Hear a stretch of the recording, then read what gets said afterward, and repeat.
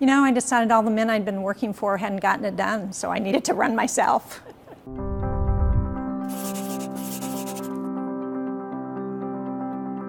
There is so much history in these Capitol hallways.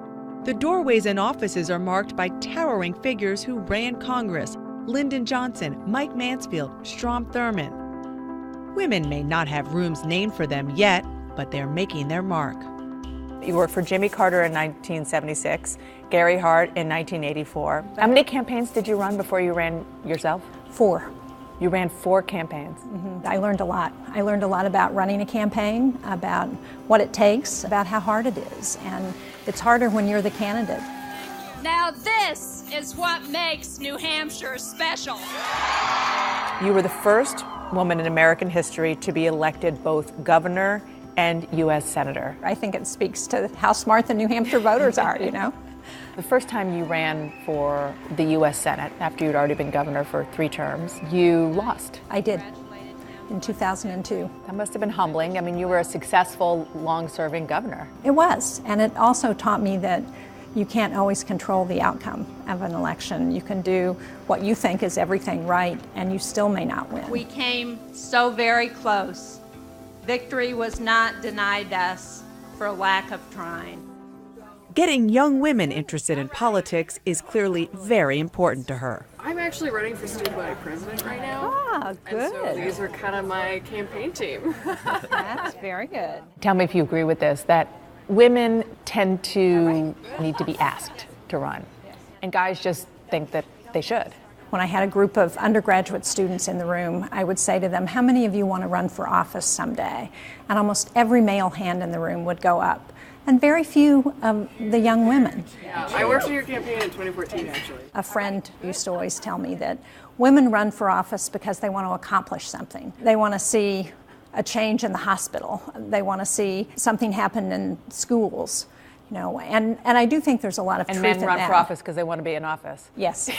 So this was the famous Senate subway, or at least one of them. Yes. Makes it a lot easier around here. It does. On one of the most important committees in the Senate, Foreign Relations, it is still a man's world. 21 senators, and Shaheen is the only woman. Do you feel a responsibility, being the only woman on this committee, to try to bring a female sensibility to all these dudes? Well, it's not so much feeling of responsibility, but women make up 51% of our population, but 70% of those in poverty are women and children, women and girls.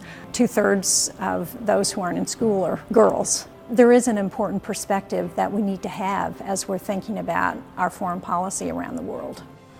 Fun fact, she can trace her lineage back to a notable woman in history. Can you confirm for me that you are a direct descendant of Pocahontas? I can, and I actually have the family tree to show that. Kind of ironic, since President Trump tries to belittle Shaheen's colleague Elizabeth Warren by calling her Pocahontas because Warren once claimed Native American heritage. And Massachusetts is represented by Pocahontas, right? Pocahontas. Have you thought about bringing this to the president? No. Have you told Elizabeth Warren? It's kind of a sensitive topic, so probably not. Elizabeth Warren and Jeanne Shaheen are 2 of 21 women now in the Senate. When I first started covering the Senate in 1998, there were only 9. We have all really benefited from the efforts of Kay Bailey Hutchinson and Barbara Mikulski because they started this dinner club where they got the women in the Senate together on a regular basis, Republicans and Democrats, to get to know each other. And you have come up with bipartisan legislation as a result of? We have. In fact, I think the best example during my time here has been the Violence Against Women Act. When we finally got all of the women senators on as co-sponsors, that's when the legislation moved. If we continued at the same rate that we had been electing women to Congress, it will take us 100 years to reach parity. So I'm not willing to wait that long. We need to get young people excited about politics. Part of my message is trying to make sure that doors are open for women. Back home in New Hampshire, she engages and encourages those young people herself. We have literally thousands of positions in this country at the local and county levels that go unfilled because people won't run for them. And it's a great way to learn. So that's my best advice. Her first run was for state senate as a 43-year-old mother of 3. Now she has 7 grandchildren who call her Govey. When I was governor, when my first grandchild was born, Ellie, who is now 17, my daughters decided that Govey was something better to call me, and it stuck. For me, getting young people engaged in politics and public service is really one of the most fun things that I get to do.